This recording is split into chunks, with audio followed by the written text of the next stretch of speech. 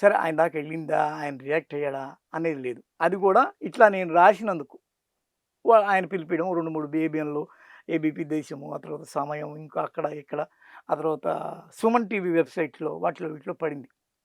ఈ స్టోరీ నా గురించి.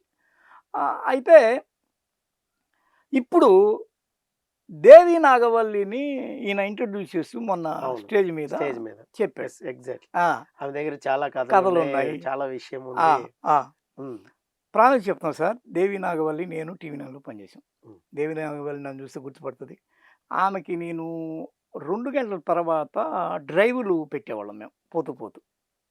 డ్రైవు ఏంటి దీని సబ్జెక్టు మేము అలవోకగా అక్కడ చదువుతూ మాట్లాడకుండా చెప్పేసేటట్టుగా వాళ్ళు ట్రైనప్ అవుతారు. టీవీ నైన్‌లో మాత్రమే ఉంటది ఇది.